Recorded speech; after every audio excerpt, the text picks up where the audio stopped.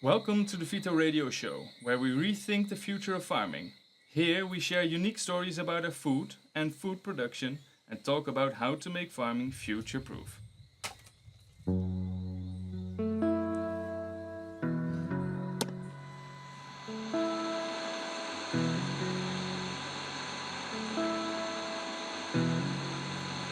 Bonsoir, nous c'est Phito. Nous allons regarder pour l'histoire de tout pays. Et nous allons regarder pour ça l'histoire qu'a dit nous et comment nous ça servi l'histoire ça là. Ils vivent en la vie meilleure, ils mangent bon manger. Bienvenue à Phito Radio. Bienvenue à Phito Radio Show.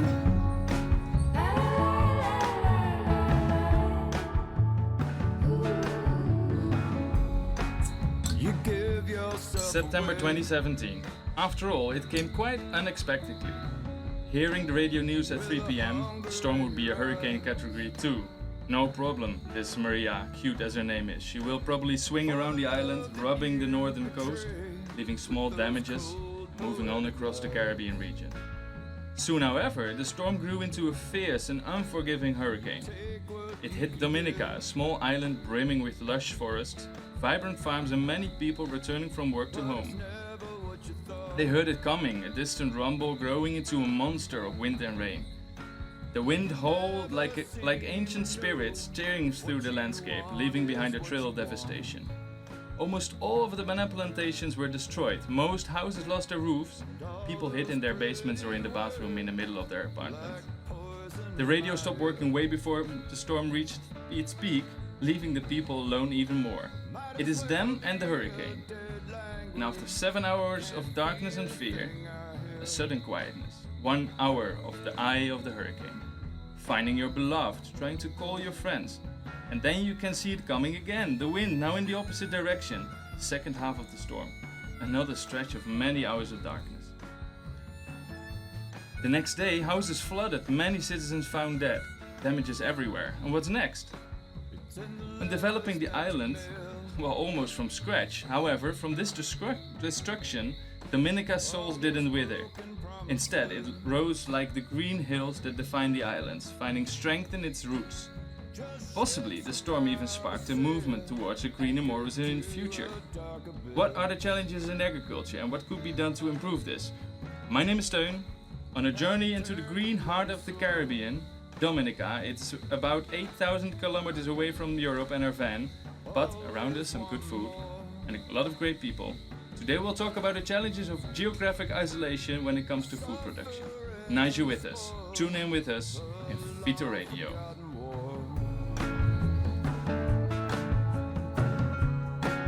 And all your pretty words are so cold and insincere. Okay, you can turn the camera and you can speak. All right. Welcome everyone. I'll turn on another. Yeah. How are you doing? We're doing great. Doing okay. Yeah, that's good. Look at us. Camera's working, boys. All right. Yeah. Yeah. So another Phito Radio Show, another location from the heart of society. Not the European, but for sure one where food is so close around us. Where are we, guys? Where are we, guys? Where are we? We're on the beautiful island of Dominica, in the eastern Caribbean. Directly from the Caribbean. Yeah. Where are we now? And what do we see? Let's put it that way. Oh, we have a wonderful view of the Caribbean Sea, and here on the hillside. It's hard to describe, but it's probably easy to show. Yeah. Well, if you're listening, check the video streams as well on Spotify. There's a new feature. You can also see the video. So we have 1 and 2 camera. Very nicely improvised. We are running late. We are really microphone limited and also earphone limited, so you don't also know where you're not hearing the music yet now. There's some steel pen. I know you as well. So we're headphone limited, but also microphone limited. But we'll try to make it work. We have a fixed team, so all of us will be speaking at all times. But we have Lina and Jonas on a distance. We'll come back to that later, and also Hans joining in from Amsterdam. So everyone is taking a bit of their stage today. We have 2 very special guests. Yeah, feel free to introduce yourself. We are Lynn and Josh. Lynn, welcome. Hi. Who are you? I'm Lynn Barron.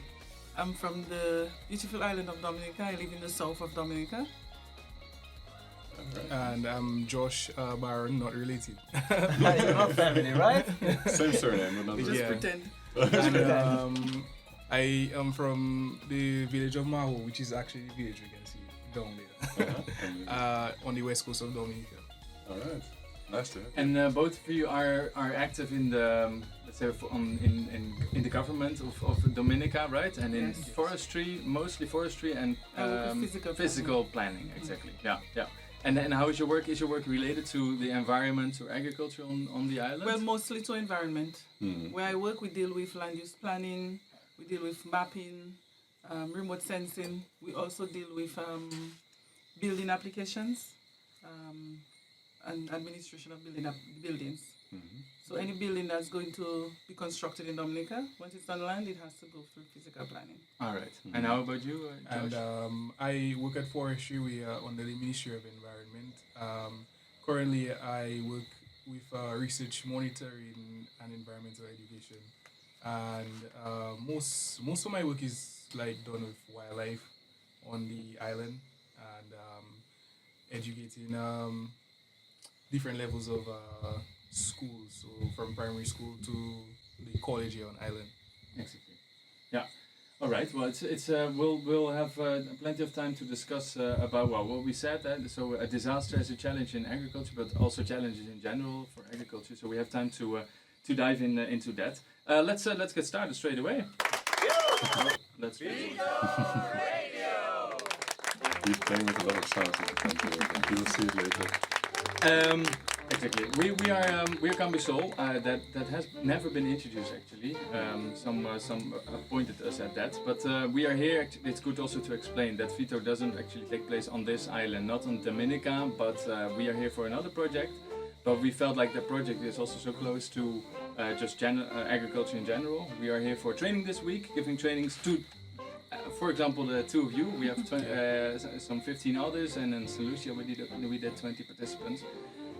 Focusing on using satellite basically to map resources and to map water, and which is very well linked to agriculture as well. And that's why we're here. And as Cambisol, we were a lot this week is actually about maps, but also today we have of course maps that we would like to show. So Anton, I think that you brought some maps. Most probably you did. Yeah. Right? Eugenio, help me out here.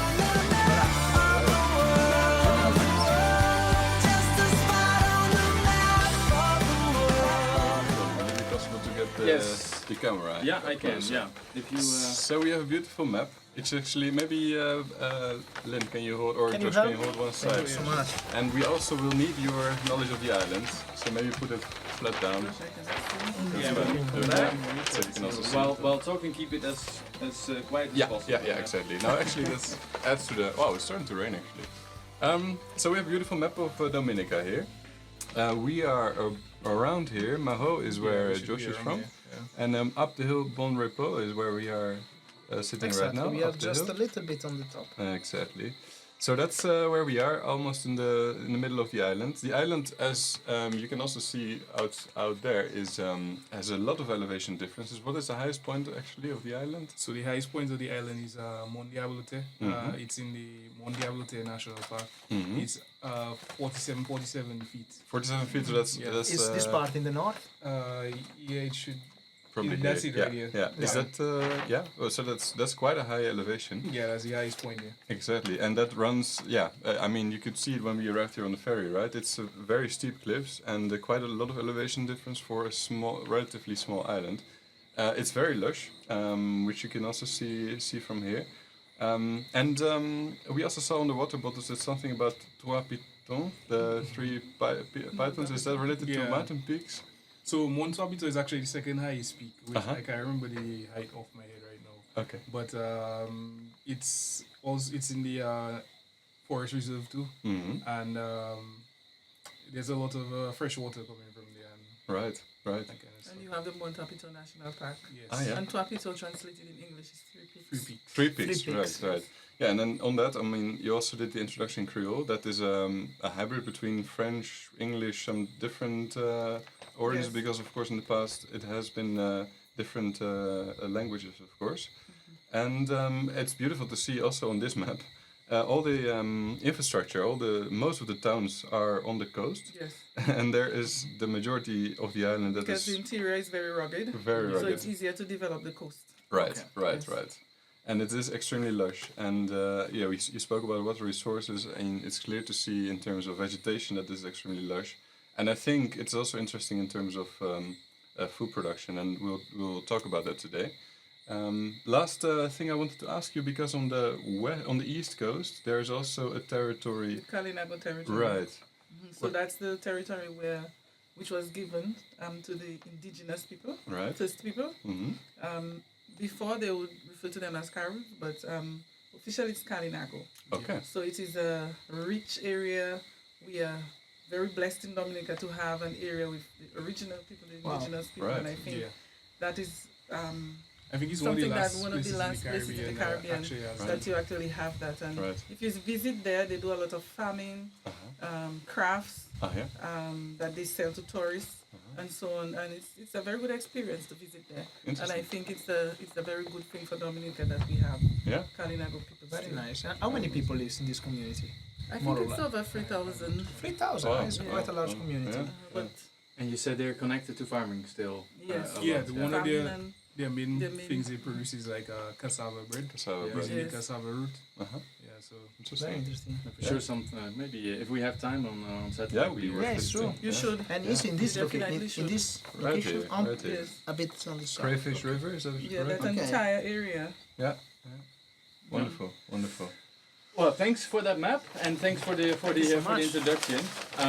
It's needless to say that we're discussing the lush forest, but it's raining and the view is really, really beautiful. I have to congratulate you with the beautiful island Thank you're you. living on.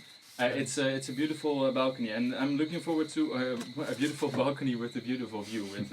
I'm looking forward to the discussion on challenges of a small island state. And the potential as well of agriculture. But first, let's check in with Lina and Jonas, and because they're in, well, they can explain it themselves. By the way, they almost grabbed all their stuff because the power didn't work here, but now we managed to work. We managed it to get to work. To work. And we will be calling with them to check in how the van is doing in a bit. So welcome to.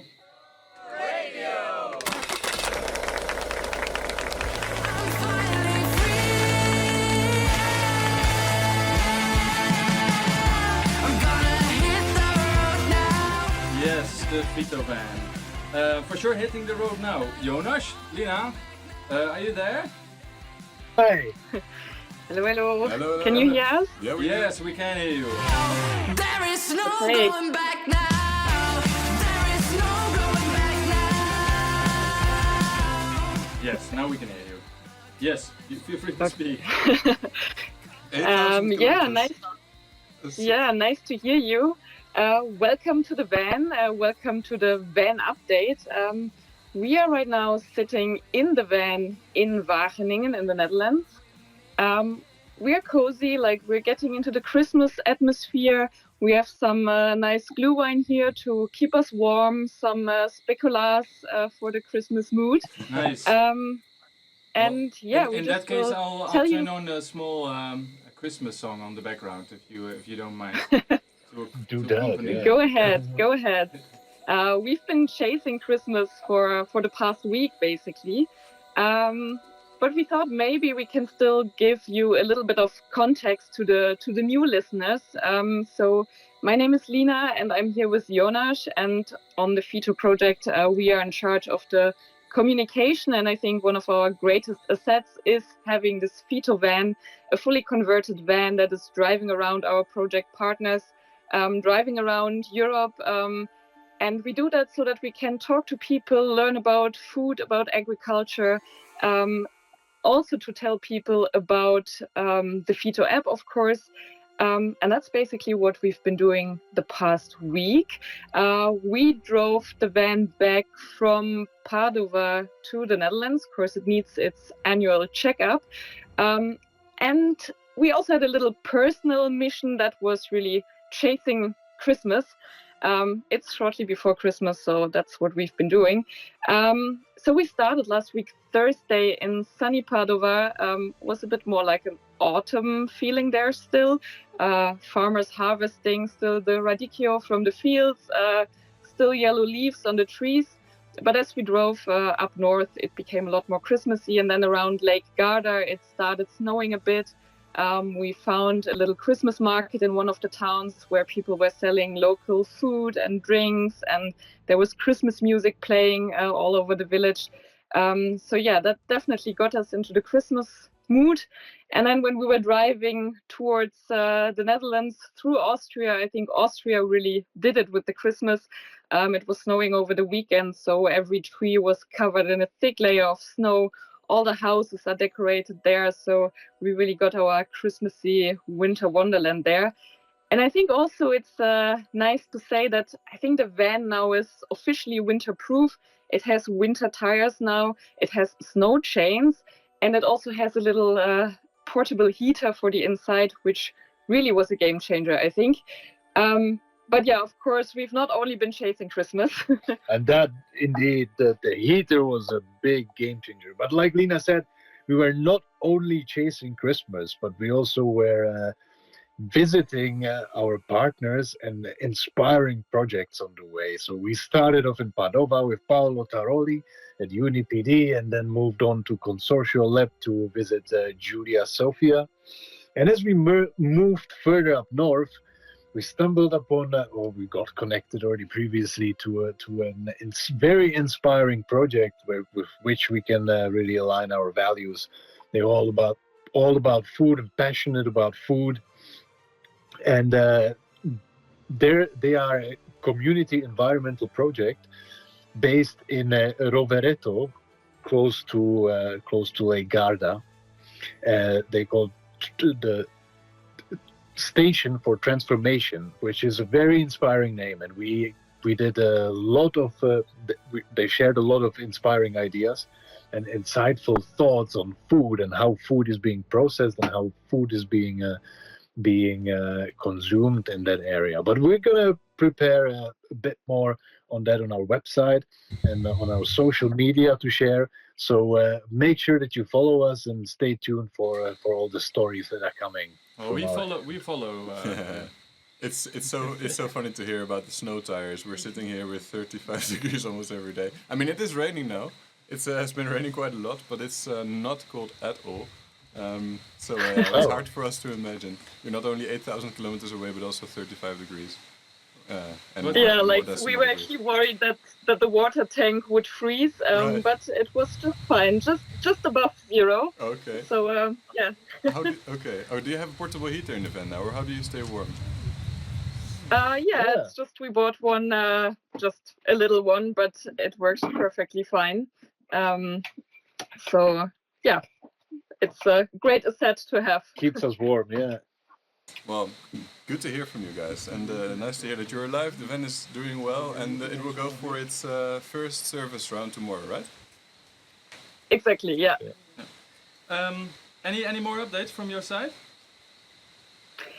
I don't think so. Alright. Like we have a lot of things prepared for social media stuff, but like I would just encourage people to follow us on Instagram mainly, Phito_project, and there we will share more about the journey. Okay. So this is more like a little teaser. Yeah. All right, All right. all right. Super nice. Okay. Well, let's. I would like to thank you. Please stay around and feel free to speak if you want to. I'll mute you for now because we're going to listen to a small song, but I'll unmute you soon. Thanks a lot for the Cool. update. All right. All right. Okay. All right. Okay. Are we singing a Christmas song now? Or? No, it will not. Okay, no. No, another welcome to the. Yeah, actually, welcome. Welcome, exactly. Welcome to our guests. Soon a snorkel dive into the development of Phito, as well as a deep dive into the Phito Radio Show discussion on agriculture in this region. One of the best reggae hip hop artists, all the way from Jamaica, This is Chronix. Here comes trouble. And them say, here comes trouble, here comes trouble. Yes, so we're back live, and let's go straight to Hans from Smart Farming. He is, actually, I spoke with him earlier today. I had a call with him, which I will play now. I'll play this recorded meeting with him, and he is calling from the canals in Amsterdam on his walk from work to home. And he will give us an update on Phito. How is it? How it's going in terms of development? Phito, the app. Yeah, Hans, of course, being the main developer. Sorry, but for the listeners who have been listening to the previous everyone is shows. subscribed already. If not, Hans is one of the developers at Smart Farming, the organization developing the Phito app, and he has an update for all of us. Let's go, Hans. Welcome. Come in. Hey, good day, Hans. Good to see you. Great to have a quick update with you about the development of Phito the app. Can you give an update? Because we started with user needs, then analysis, and we did a show in the train on designing. Where are we in the project now? Yeah, of course. So now in the project, we're really busy with the actual development of the Phito app. So this is very exciting because it's our prototype version of the app. We're putting together all the insights we got from the user needs assessment, all the brainstorms and designs we did on how to combine the insights from the user needs with app development. And now we're just really busy with our development team to actually implement all our ideas into something concrete that we can then use to test with our first group of users. So that's going to be really exciting. But that's coming next year, and for now we're really focused on getting down a first version of the app with a suite of different features. Some features focusing on how farmers can monitor their farm, their fields, how to integrate some global data sets, satellite imagery to support with monitoring their fields, as well as some features also to combine, basically bring together different farmers, different people involved in the food system in general, together to share, collaborate, and learn from each other. I won't give away too much because I think it'll be exciting to actually show it when we release this first version of the app. Nice. But yeah, and when is the release planned? Any updates on when do you expect that when we could test it? So we're expecting to have the prototype version of the app ready by the end of this year. So basically just in a couple weeks before the holidays. And then we'll actually use it for first round of user testing already starting in January, between January and March. So that's basically our time frame for now. So yeah, really looking forward to taking the next steps. Hey, and if listeners would be interested to test it, is it open for anyone to test, or what should people do to test it? Or is it exclusive testing? At first, we'll definitely start some exclusive testing. I think eventually we'll make it more available for others to use. We won't have, let's say, a public release yet, because first we want to focus on testing it with our core group of farmers in each food system. And then gradually, once we've done that and incorporated some input from that first round of user testing, then we will have a more general release. For now, this will be kind of a beta closed testing, but it will be available for our first set of users to test out. So more on that coming next year, but eventually we will have a version available that we will release that will be more widely available for people to download and check out. Right, so no public release, but if people are interested, they can always contact us for sure. And I'm curious for next year, we'll have another show for sure early next year to also dive into this testing phase and so on. Thanks a lot. Good evening, sleep well, and enjoy the day in Amsterdam. Thanks. There. Yeah, thank you very much, Toon. Okay, take care. Bye. Bye-bye. Yeah, bye-bye. Take care. That was Hans from the pouring rain in Dominica. It's really ridiculous how strong the rains are. It's getting wet a bit here as well. Quite unexpected, but that's where we're managing. Welcome to Radio Phito. Welcome to Radio Phito, exactly. Thanks, Eugenio. Eugenio or Anton, are you ready? Yeah. Okay, sure. there we go.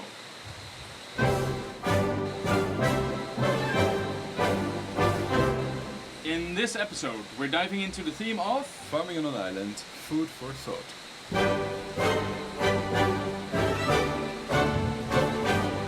together with Josh, Lynn, Eugene. Eugene. Got a new name. All right, let's go. All right.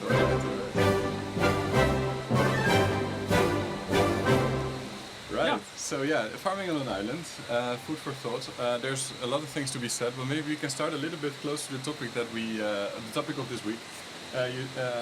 Eugene, do you want to tell a bit about what we're doing here this week? Yes, sure. So this week we are here for actually another project. So we are really not here for Phito, but I think this is the perfect chance to introduce Phito on these islands and to find connection also with our partners in Aruba, for example.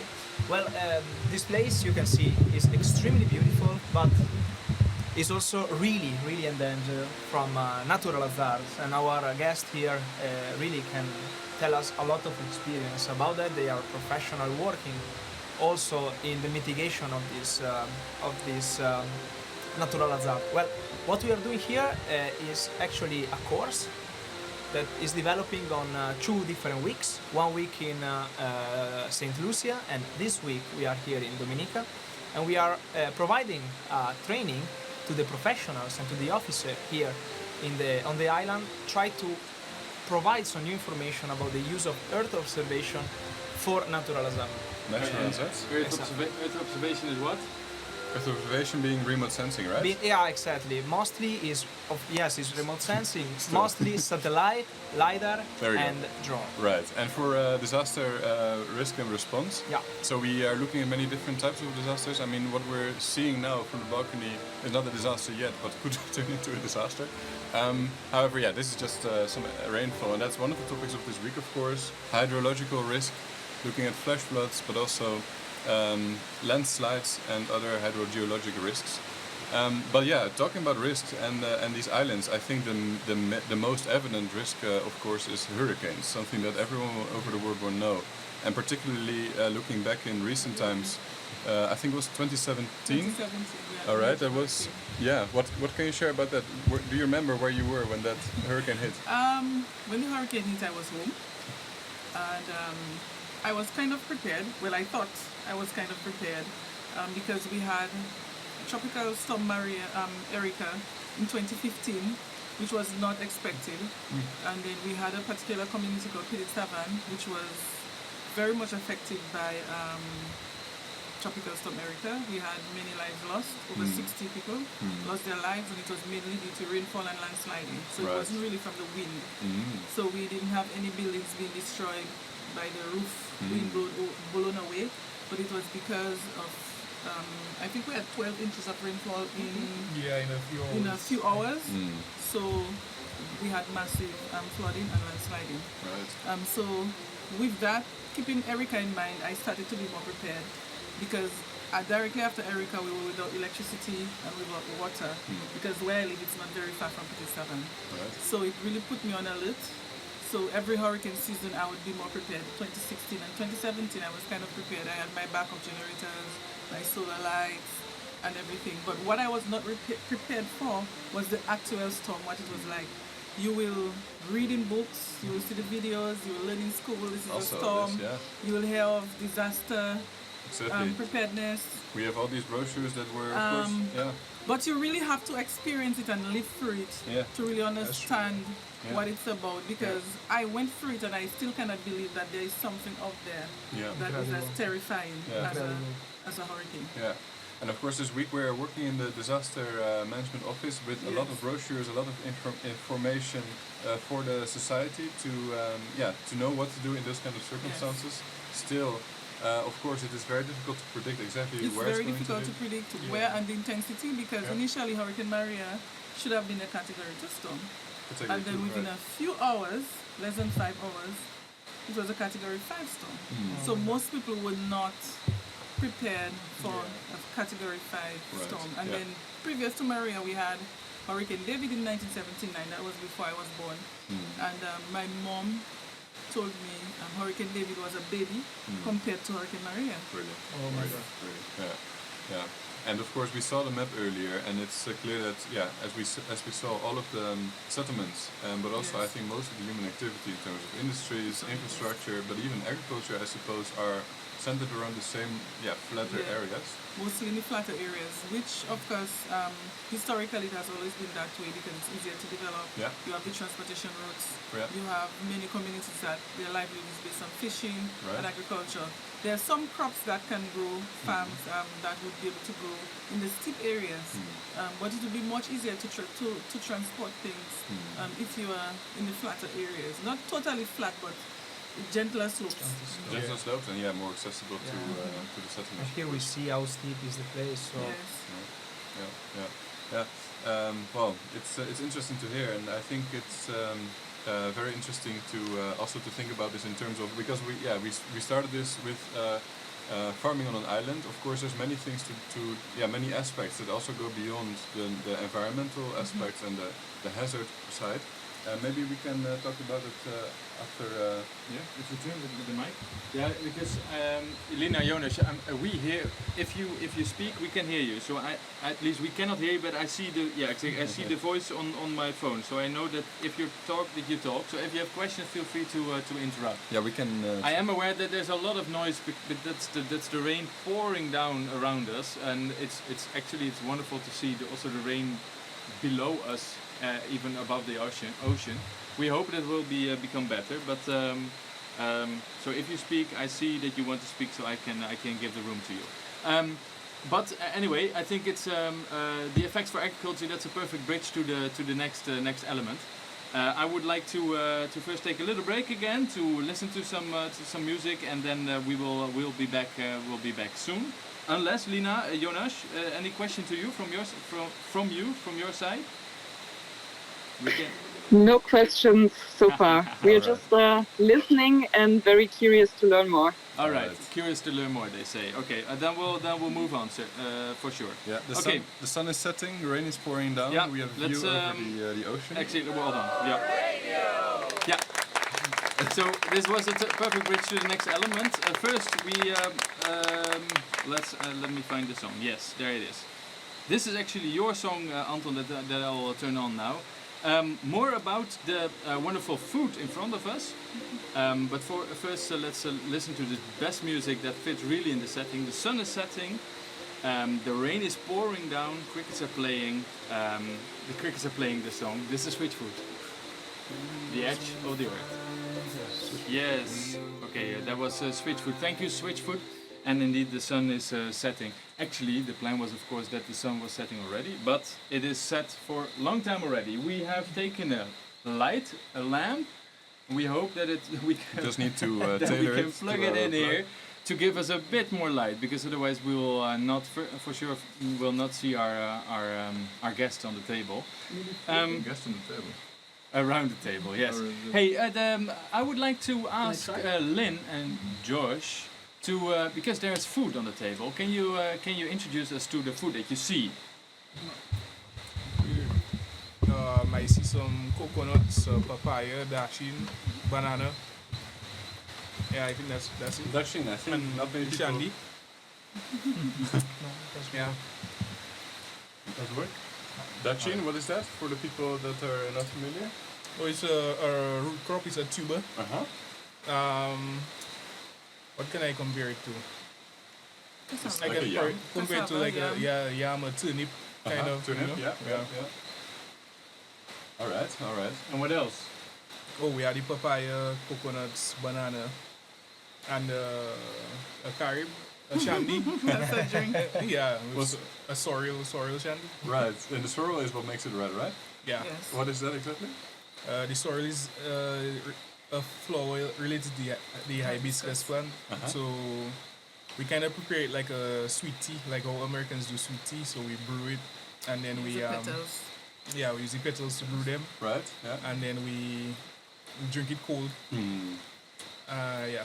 It's very sweet. It's very nice. And Yeah, also, it's really what I really appreciate, and also it surprised me every day, that so far it feels like we have a different fruit juice every Yes. day. Yeah. Fruits that I barely ever heard of. We have many options. You're right, many options in terms of fruit, flowers, many different products. I think the variety of foods and also the natural resources that you have on the island are amazing, are really unique. And the variety is also all the different cuisines coming together, right? Yes. Yes. Yeah. What you like most in terms of local food? Well, there are a few things. Like in Dominica, I feel we have a culture of fresh produce. Like we usually locally we have our bread produce every day. We have local juices from our fruits every day. I feel we, as a society here at Dominica, we like to promote fresh produce. And I remember back in the day going to primary school and high school, there was this campaign to plant food and eat what you grow. And I feel like that really had an impact on how we consume stuff on our day to day. Interesting, yeah. So the role of education also. Yeah, indeed. Very interesting. Yeah. So I think from the natural resources point of view, I think there's a lot of potential. Still, I feel like agriculture is relatively limited on the island. What would you say would be the main causes of that? I think one of the key limitations, although we're not a very big island, we're small, already small, and because of our rugged terrain, although all over Dominica we have fertile soils, but because of our rugged terrain, we are limited as to the amount of space, the land that we have, that we can occupy Right. farming. So really and truly the space that we have has to do industry, farming, tourism, residential. It's kind of limited to maybe less than 40% of the island. Right. All along the Yes. coast. All around the coast. All around the coast, yeah. Yeah, and also the availability of water too Right. is an issue in a lot of areas. It is, yeah. Ah, really? Wow. Yeah, like Coast, some areas, for example, the heights of Salisbury, Yes. I don't think running water is like available in Yes. those areas. So you have the west coast, which gets the least amount of rain Oh yeah. on Okay. the island. You wouldn't say so. So it will be raining here, Yeah. or maybe in the northeast in Marigot, where you have the airport. Uh-huh. But on the west coast, there may be sometimes weeks that you may not receive a full shower like we're having right now. Ah, really? Yes. Okay. Yes. Especially during the dry season. During the dry season. Yeah. it's Okay, even yeah. worse. Dry season, that is when? In the year? Dry season is from I would like to say Usually from January about to May. Yeah. January, May. So it's also quite a long season actually. When it gets really hot and really dry and there are fewer showers. While the hurricane season is mostly in autumn, right? June. Ah, Yeah. June. Okay. June From June to to November. November. So Officially it's November 30th. November 15th. Okay. 30th. Okay. 30. Okay. So we arrive just in time. Yes. We But arrive at usually you have hurricane most season. activity for the hurricane season in September. Yeah. September. Okay. Yes. Hey, I'm wondering, so we see that Dominica has a lot of farming already in the Yes. region, so you are exporting quite a bit already. I know that, for example, in St. Kitts we have seen boats full of bananas from Dominica. What do you think is the most limiting factor for, because we discussed a bit already, but what are the different, we see potential, but what is still limiting in your opinion? I think there has been a shift in demography, a shift in the way people think, and before most people would be dependent on fishing and agriculture and maybe a little construction, but now we have diversified. So you have more intellectuals and teachers and the younger population who are not so interested. I mean, they're interested in other things, who are not so interested in farming as such. You have some who are, who do well, Yeah. but you have more and more, I think you have less people who are interested in becoming farmers, full-time farmers. So people may do it part-time, but before you would have a large population of full-time farmers. It's not And like is that because anymore. it's not profitable enough, or is that because people don't want to work on the Well, land, or? I think it's twofold.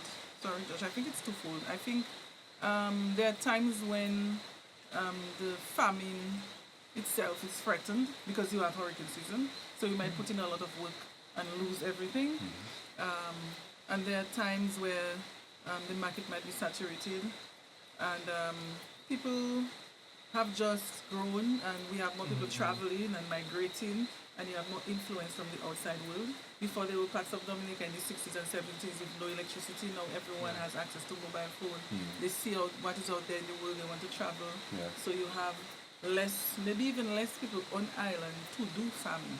Makes sense. And Josh, if you would be a farmer, so you have decided to be a farmer, what is the most limiting factor to become a bigger farmer or to become a more producing island?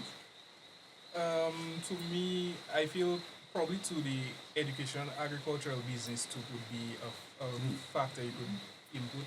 Because, for example, I did agriculture in like high school and in state college for my associate's degree. But when you study agriculture, you do this agribusiness part of it where you talk about managing your income and your land management and everything. And a lot of people that come into farming, they don't really have formal education. So sometimes they may get the money and they may not manage it as well, which I'm not saying that is the cause of the issue, but just like probably if they had that sort of information, probably that could help them manage their income and make them better able to provide for their future. So profitable business models, basically. Yeah. Because for sure, like farming does make money. I used to do part-time farming back before I went to university, and it used to bring in some good money for sure. So Is one of the restrictions as well that Dominica is quite small and that you have to export and everything is quite far away? You're let's say isolated as an island. Is that another cause? Because I could imagine that if the island would be bigger and you would have more farming, that exporting would be easier. If you could access the roads to the harbor or to the port easier. Now probably quite a lot of the yield is damaged as well on the way. No, I don't think that might be the biggest issue because and most of the farm roads are motorable, like to the point where people can get their resources to the ports and stuff. So I don't think that would be the main issue. And just another addition to people. I hear stories from back in the day where people talk about farmers bringing in money and they would use that money to support their family and also send their children out to get educated, and most times when their children get educated they would not go back into farming. So I guess the older generation use farming as a backbone to support us, and then we kind of strayed away from that, as Ms. Barron rightfully said.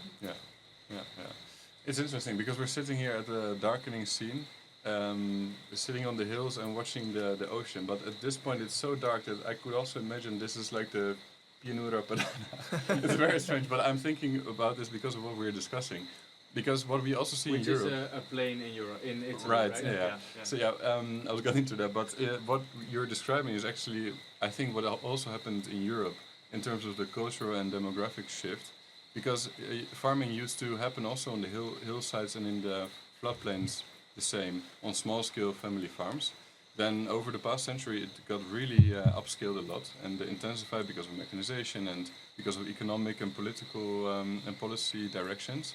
And what we're seeing in Europe now is that, for example, if we would be sitting in these Italian hills instead of the Dominican hills, is that the farmers that are still left in these hills are also marginalized as much as the farmers that are on the hills here, they don't have a chance to go in the floodplains to do a large-scale agriculture. So what we're seeing is actually your farmers could not make that shift to to large-scale farming because there's not all that space that would be there. So it's almost like we're sitting, so it would be a small hill here with a floodplain and then another set of hills, but that in this case it's islands separated by an ocean.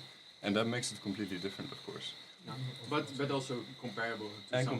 To another extent. Yeah. And what we're seeing in Europe is that in order to maintain the traditions of those small family farms in the marginalized areas is also to shift, for example, and to make use of other trends such as tourism. Yeah. And that I can imagine could also be a chance here. If tourists like us, I mean, we are really into this topic, so we might be a little bit more extreme than others. But as tourists, we are very happy to eat local food, to try all these different kind of fruits and produce that you find around here, rather than imported food that we can also find back home. So I could imagine that is also a way for the agricultural sector to tie into the tourist sector. Can be an important part of the business model that Tom was describing before, right? Yeah. So integrating the tourism in order to attract people, try local food, and everything is I moving. agree. No, go ahead. No, I definitely agree because we have some islands in the Caribbean, such as Grenada and so on. They do have some farms, demonstration farms where we go and see how chocolate is made and something. So maybe something similar can be done in different locations in Dominica. Yeah. But go ahead. Yeah. Also, I see food tours are becoming a thing now, where you go to an island or a country and you cook their local food, like local produce with a local chef and stuff like that. Right. Also, there's this person I know on island that does like an exhibition type farm where you can actually stay there. You can like pay a small fee and stay on the farm, and then they show you how everything operates and stuff. So Would be nice to visit. I agree that the tourism is important. It can be a good opportunity, but what I have heard in the past years as well is that it's nice to have tourism and so on, but what if the tourism drops? If that, like for example, a few years ago in COVID, I do personally strongly believe that even without tourism, I think that if Dominica, or an island like Dominica, would really focus on agriculture and exporting as well, could also make you less vulnerable, make an island like Dominica less vulnerable. As an example, Bonaire, no tourism during the COVID time. Another example, Ceiba, one of the islands, a small island. There was one boat, one ferry, one captain, and during COVID that captain dropped away, so he was ill, and within a few days there was no food on the island. And it makes you super vulnerable, and I think that really agriculture should get the potential, or should get the attention it deserves. And also, then try to find business models in making that more reliable, more resilient. Like one of the examples that was given these days is a storage facility. So if you have a proper storage facility to keep food for a longer period of time, I'm not sure. For example, in St. Kitts, I know it is not really present. It might have changed in the past years, by the way, but that is, for example, that could also be an option of using solar panels to charge a storing facility, so food is basically is available for a longer period of time. I think that is also an option. Yeah. And for sure that's something to explore. And for Phito, if we talk about Phito, we also have the idea of integrating these business models in the app, of open source business models, of ideas for farmers to go into to check out and to work on that. And I think that also here that apparently that could be useful. So, to strengthen the farming community of an island like Dominica. We'll be happy to, because now you didn't hear that part because of the headphones, but what the developer was sharing is the current status of this app. It's in the last stages of the prototype development, so very soon we'll have a prototype. We'll be testing it in certain areas already, in, for example, Bonaire and Aruba, this January, February. But in the near future we'll also be happy to try at least. Sounds like something that's...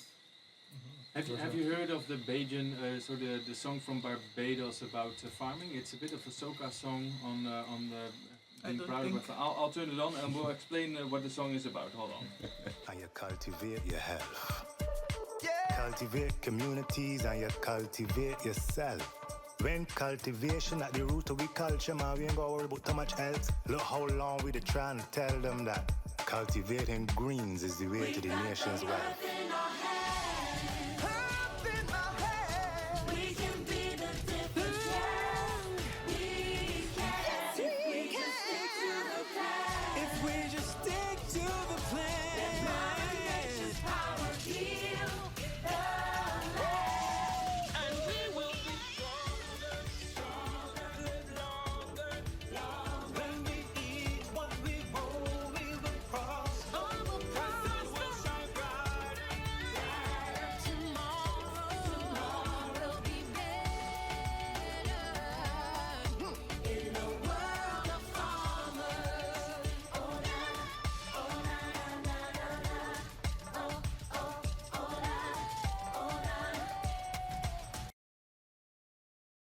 Yeah, so that's we explained it a bit, but that is a song from Barbados. It's quite related probably about the future.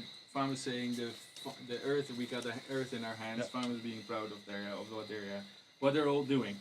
This is the end of the Phito Radio Show. If you can turn the microphone the last time.